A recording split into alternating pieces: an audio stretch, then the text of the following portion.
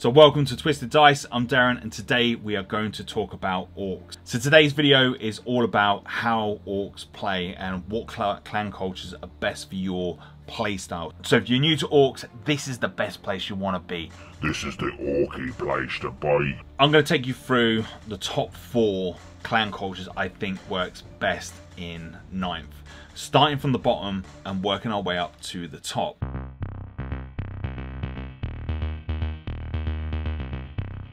So you love combat, you love the smell and taste of blood trickling down the side of your face as you get up into your opponent and smelling the scent of fear as you hack off their heads and arms with your big old chopper.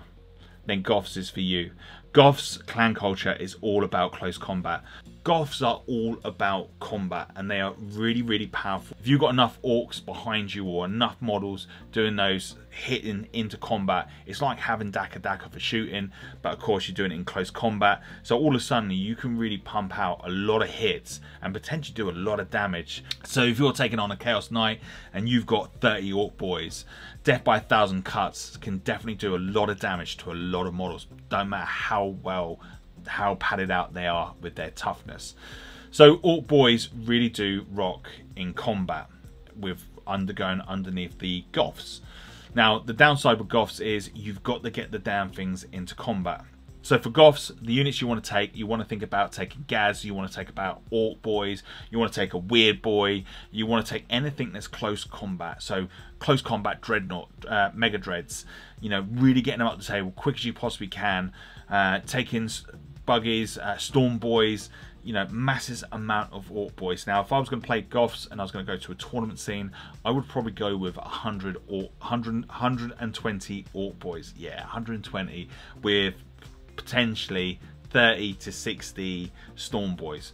2 reasons. Storm Boys are going to hold those objectives and they're going to hold them well, but more importantly the boys themselves are going to be an absolutely big threat on the battlefield. Not a lot of armies are going to be able to deal with that, and once they get up into combat, boy, they're going to swamp down your opponent and they are going to absolutely shred most things on the table. So it's definitely well worth taking those Orc Boys, because like it'd be a shame not to. And of course, if you want to put the fear in your opponent's eyes, maybe take a Morkan Orc.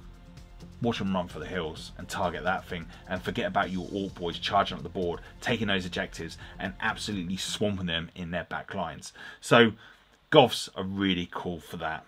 So secondaries, it's going to be a tricky one for yourself, because your opponent's definitely going to get thin the ranks on you quite easily. Depending on what you go with character-wise, if you can keep it to a minimum, then you could try to reduce the amount of points being scored against you on that, and that's crucial.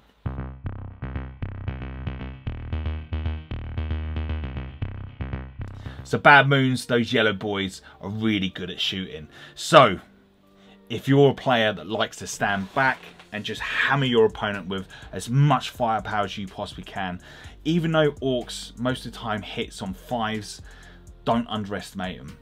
Going Bad Moons, you can really pump out a hell of a lot of firepower coming from these, and it is scary on the amount of damage an Orc Boy can do in shooting. Or better still, it's scary how damn much a Grot can do in shooting, because they absolutely do rock in this edition. So the clan culture for the Bad Moons is all about re-rolling the ones. So more Daka, re-rolling those ones, you got a chance of pumping out a hell of a lot of firepower. So the best unit to take with Bad Moons is of course going to be the Looters. Now over on our Patreon page we've had a little bit of a discussion on what is the best shooting unit to take in the Orcs. Flash Gits has popped up, but for me it's always going to be the Looters, and you take the Bad Moons, the Looters are what is going to rule the roost for yourself. The fact that you can spend 2 CP for more Daka, so that means you're now hitting your more Daka roll is on 5s and 6s, which is powerful, because if you're shooting a plane or anything that has that -1, forget it, you're always going to hit on 5s and 6s, and you'll be surprised on how many additional hits you get off on those 5s and 6s. The reason why they work so well with Bad Moons is the fact that you get to re-roll 1s, and of course you get to show off for another 2 CP. That means you can shoot those damn Looters again. So you target A, you fire everything you got, and if you kill it, you then spend 2 CP to fire again, and you can fire at another target. So that means Mr. Tyrannid players, with your big old hive tyrants swarming across the battlefield, talking about you, Ace, my looters, the looters are all there about firing their horrible shots across the battlefield to take out those big units. Of course, they are only strength 7, -1, 2 damage a pop, but the looters, don't underestimate them. They really do friggin' rock. And so many times those looters are taking down a big Gribbly before it's even got into my ranks, or even taking down a Silent King, or taking down some pesky Marines that's hiding away. Looters do rock. Now, of course, if you're going to take looters, make sure you're going to take a weird boy, because I'm going to be bringing up some tactical videos very, very soon on the best way on how to play those looters, because those looters really do rock. If you want to take something scary for the bad moons, take a Gorkanaut, because it's got so many shots, so many cool things that come from it. And re-rolling ones, that is a powerful, powerful thing to have in your arsenal. But the fact that you can do so much damage, and if it gets into combat, it's not too shabby neither. So that's not too bad. And of course, you want to show off and you want to take 2 or 3 of them, all of a sudden that makes that a really horrible clan culture to have with the Gorkanauts, because the Gorkanauts are going to be absolutely king on the battlefield. They can take on knights, they can take on a lot of stuff. So that's something definitely well worth looking at. And of course, if you're going to take any planes, you know, the bad moons again is going to be really cool. The reroll ones, they're king for shooting, and orcs are good at shooting. Don't let anyone tell you otherwise. Orcs cool at shooting.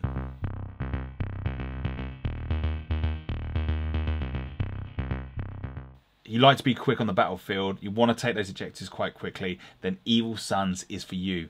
Paint it red means that those bad boys are going to get across the table a lot quicker. So for 9th is thinking about taking objectives and thinking about doing your secondaries quite quickly. Now, Evil Sons have definitely got you covered. Paint it red, put a stripe of red on it, and all of a sudden those vehicles are going to move twice as quick across the battlefield. So the clan culture is all about adding 1 to your move characteristics. Of course, you've got speed freaks, you're adding 2. That's massive. So that means that's going to help your orcs get across the battlefield quite quickly. And what I like about it is the fact that when you come in from deep strike, you tend to have more of a chance of getting into combat with the Evil Sons than you do with any other clan culture. That's massive.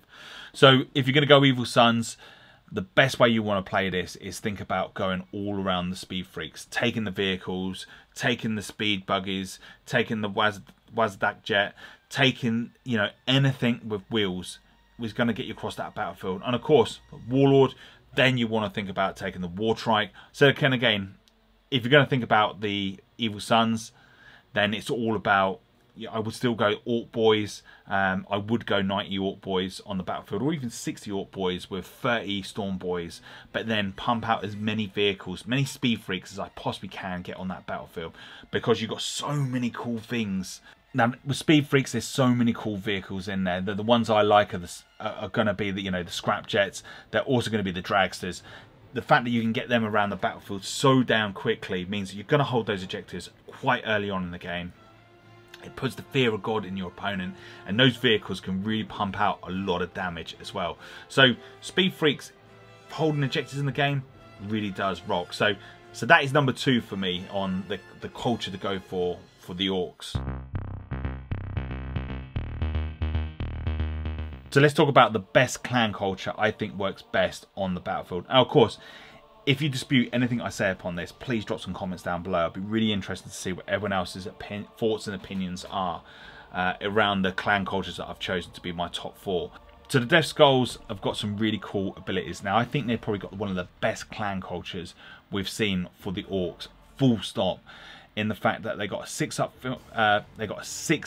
invulnerable save, which is absolutely massive. Now, most orcs have got a 6-up save, so to have a 6-up invulnerable save, it means that no matter what is shooting at me, I'm always going to get a 6-up save, a 6-up invulnerable save, and that is absolutely massive. And I love the fact that no matter what's being shot at or what's shooting at it, I've got that ability to survive, and that is massive. And of course, the good one is, this is ours, Zogoth, which means for an orc, they've got objectives secured. So infantry models with this clan culture gets objectives secured. Of course, grots don't get it. Grots don't get no clan cultures, but everything else that's infantry does get that ability, and that's massive. So if you are running up, like my favourite, 60 Ork boys, then all of a sudden you do have that ability to have that 6-up invulnerable save. And of course, if you whack a pain boy up with it, then all of a sudden you got a 6-up. That is massive. That, you know, plays a massive great part in your army, and having that survivability, and that whatever's shooting at you, you have that survivability. Now of course it does seem there's a lot of 2 damage weapons out there, so you know, potentially the Feel No Pain could be difficult to get through, but it just gives you that little bit of a fighting chance of surviving. And of course, the next beautiful thing about the clan culture with the Death Skulls is you get to re-roll a single hit, a single wound, and a single damage roll. That is absolutely massive. So, good example, you've got your war boss going in there. He's got a big old power claw. He's got the claw of all claws, and he's smacked down upon your opponent's warlord. You accidentally miss one of those. No worries. Use one of those dice to re-roll that hit. Oh, you didn't quite wound them all. No worries, you can re-roll a wound. You can re-roll a damage. That on its own is a massive, very, very powerful clan culture, and I absolutely loved it, and so many times I saved my bacon. So, for example, with my Ork boys going into combat, I'd always, if I can, if my my knob's in there, his weapon will have that ability to take advantage of that reroll, the reroll to hit, the reroll to wound, because I really want to make sure that, you know, the big chopper is what's going to do the damage. So I want to save that roll especially for him. Now, being with the Death Skulls, it also means that you can have that variety of choice on units on the battlefield. Because you are so evenly spread across everything, it means you can take close combat. It means you can take vehicles. I do like to take the dragsters with the Death Skulls. I think it's so damn cool, the fact that you can get across the table, and the fact that you've got that ability to re-roll some hits and, you know, and wounds. That's massive on those. And of course you could take the bigger things, and those clan cultures really do make a massive great difference. So for me, I wouldn't bother going with the clan cultures artifacts or warlord traits. I would probably go for one of the generic ones because I find them a lot better. And of course, you can make it the boss, and you can do so many cool things without using any of their specific traits. Now, of course, if you want to be smart and you want to play something cool, because Ghazghkull is the boy that you want to take on the battlefield, my advice would be take Ghazghkull, but take Death Skulls, because you don't lose the clan culture for the rest of the boys. But Ghazghkull doesn't get the clan culture for the Death Skulls, but he does keep the Goths clan culture, so he can be a beast in combat with his own special abilities, but the Goths are there to back him up. And of course, if you know your lore, you know your history with the Goths and Ghazghkull, Mad Doc saved Ghazghkull Thraka. You know, he made Ghazghkull the Ork he is today. Now, if you like this video, make sure you're giving us the thumbs up, but more importantly, hit the bell and turn on the notifications, because I'm going to have so many cool tactical videos coming out for the Orks. So it's definitely well worth sticking around to see what we've got. And of course, if you're a Tyranid man, look no further. We have got the cap system with Ace, who's an awesome Tyranid player. And of course, being an Ork, we want to be sneaky, and we want to find out how the opponent plays and how to defeat them. So if you want to know how to beat the Tyranids, check that out, listen to his tactics, because you definitely then know how to beat the damn things. I'm going to leave you, and hopefully I'll catch you again on another battle report, tactical report, even a painting guide. I'll speak to you soon.